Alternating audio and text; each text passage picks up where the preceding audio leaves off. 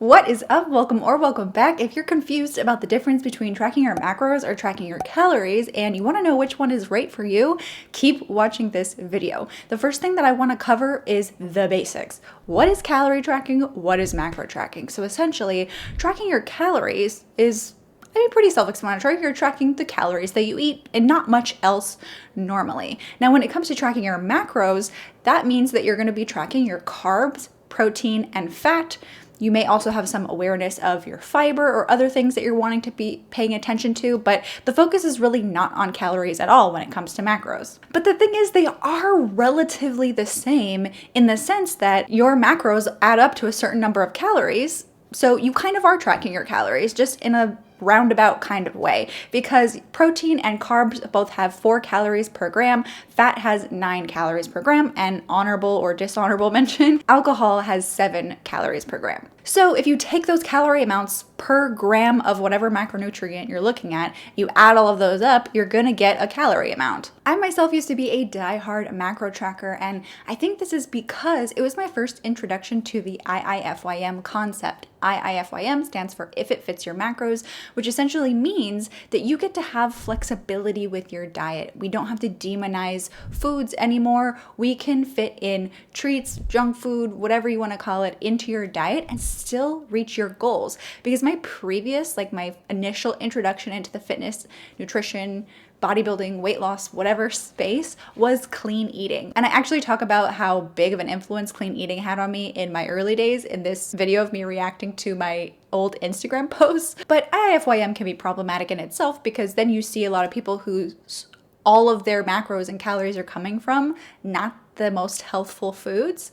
It's like we're taking it a little too far. We're swinging the pendulum too far to the other side when we're recovering from the clean eating phase that a lot of us went through. But I used macro tracking for my second bodybuilding competition, and it allowed me to eat pasta, ice cream, cookies like daily as I was prepping for my bodybuilding competition. And now I have to give the disclaimer that my prep, usually a prep is about 12 weeks long, but I always like to do longer preps when I compete in bodybuilding because I like the slow and sustainable approach. And I did tighten things up a little bit more as I got closer to the stage. But I got amazing results with counting my macros. And when I started taking on clients myself, I used macro tracking with all of them. But spoiler, I eventually switched to calorie tracking, and I'm gonna tell you why. First, I wanna tell you why these are the most common reasons I see people look at macro tracking as being superior to tracking your calories. The first one, and I have to agree with this one, is the emphasis on actually paying attention to your protein, carbs, and fat, and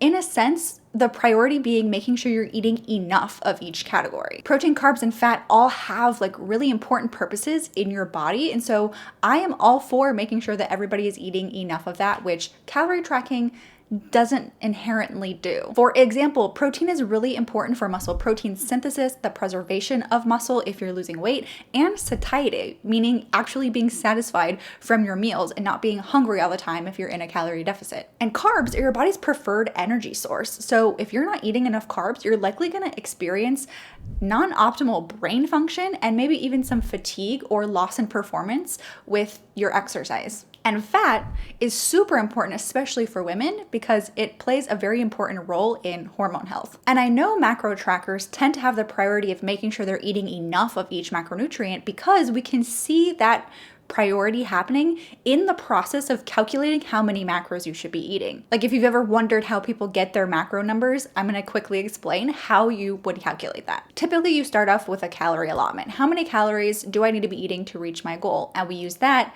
with the number of calories per macronutrient to determine how many of each macronutrient we should be eating. And the first one we start with is protein. Depending on what your goals are, I think a lot of people may deem this one of the most important macronutrients because of its role in preserving lean mass or gaining more lean mass, depending on what your goal is. But I would also say that protein tends to be prioritized also because the average person is eating way less protein than is typically going to be optimal for them. So the first step would be determining how aggressive you want to be with your protein intake.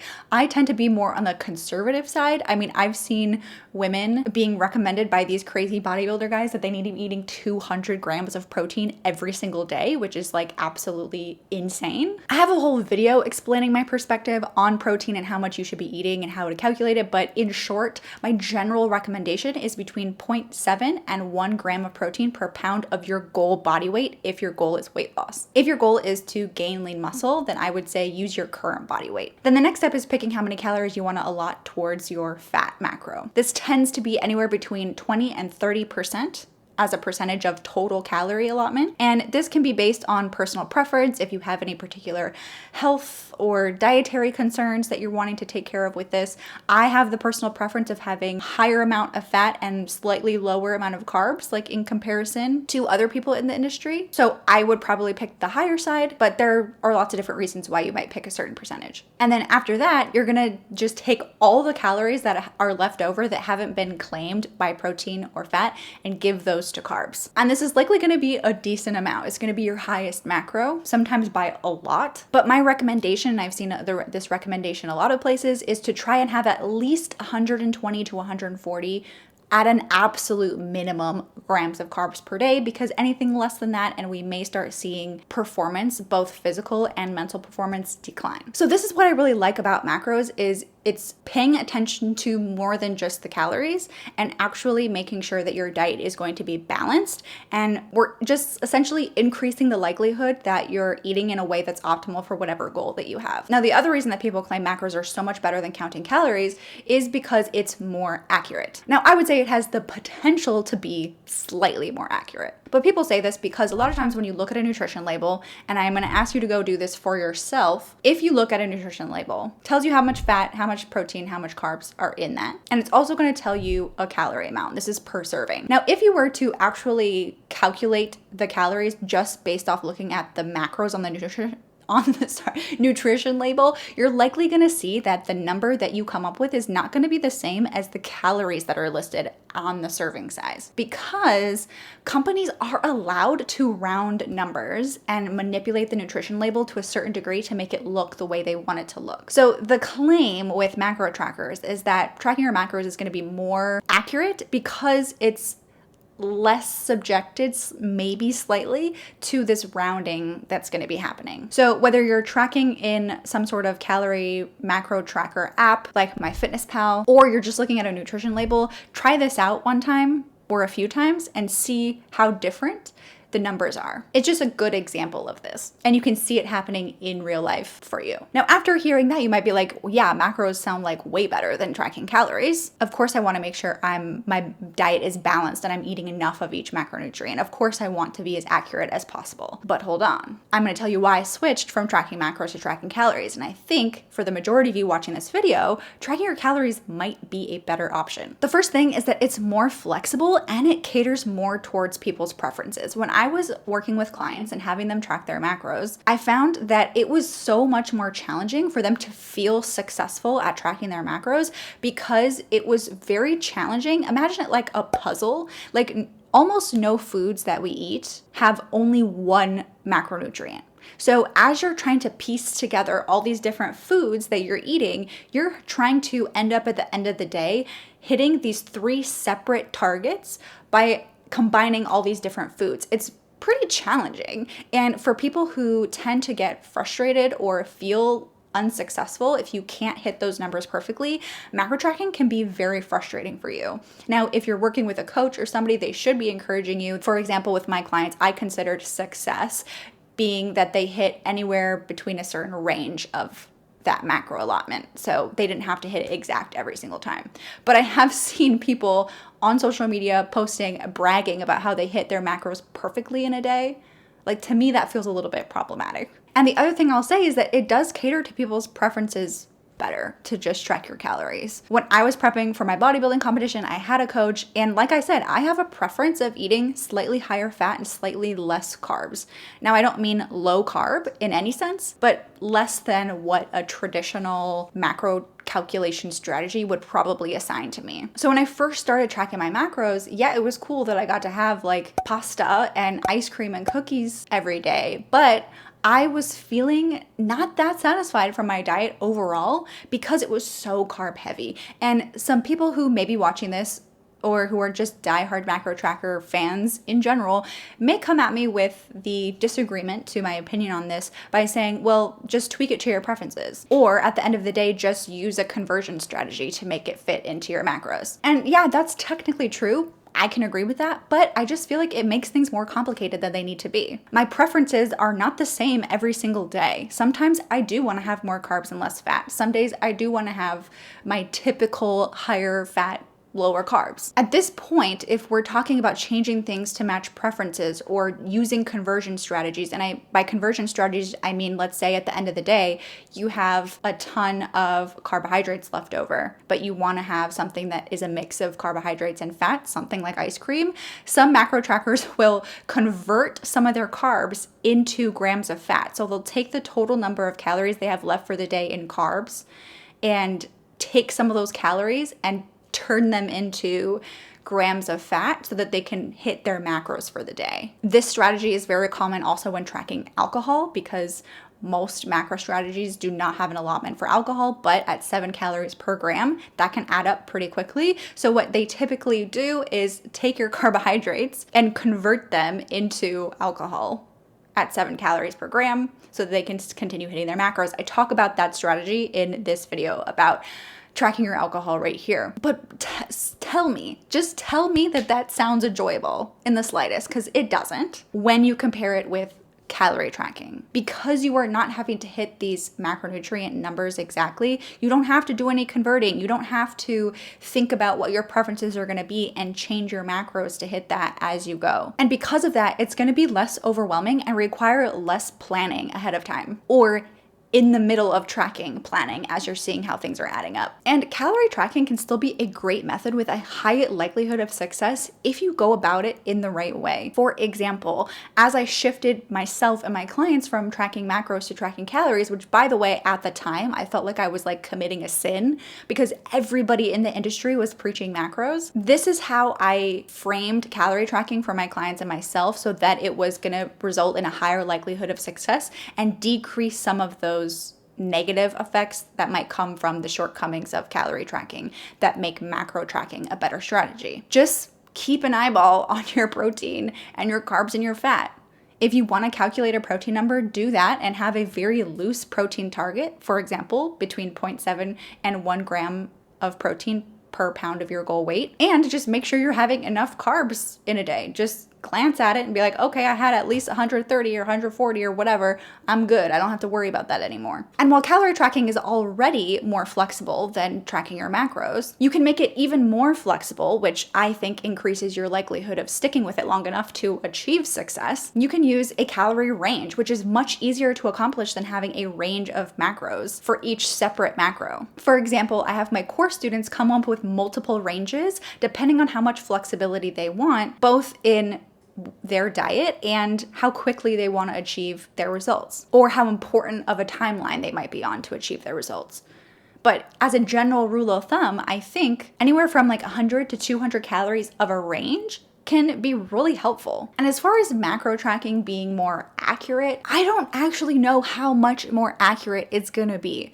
We reacted to Abby Sharp's latest video where she absolutely crapped on calorie tracking because the process of calculating your calories, which you do at the beginning when you're calculating your macros anyway, and the process of actually tracking your calories is not made in any capacity to be accurate. I see a lot of gym bros, people on TikTok and Instagram comparing tracking your calories to budgeting. That's not a fair comparison. Tracking your calories is much more complex when you look at how inaccurate it can be. So I highly recommend checking that video out if you're interested in learning how inaccurate calorie tracking actually is, but also why that doesn't really matter and it's still potentially a great strategy. Now, I'm curious in the comments if you'd tell me which strategy you think is best for you. I obviously think calorie tracking with a loose grasp on protein, carbohydrate, and fat targets is superior, but I'd love to hear your thoughts. And like I mentioned, I think the key to success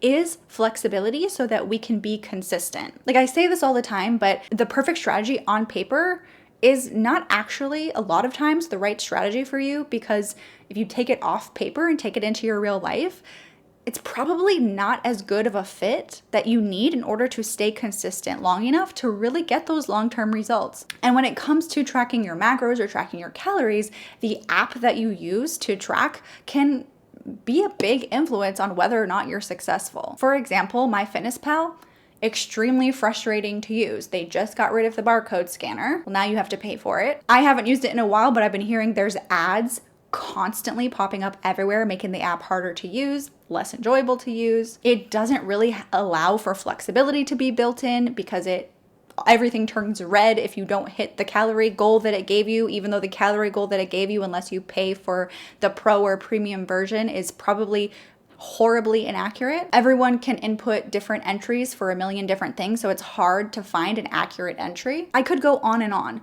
So that's why I recommend an app. I'm an affiliate for it. It's called MacroFactor. It's made by the Stronger by Science team, and Greg reached out to me personally and asked me to try it out, and I was so honored because I have been a huge fan of them ever since I first got started in the industry.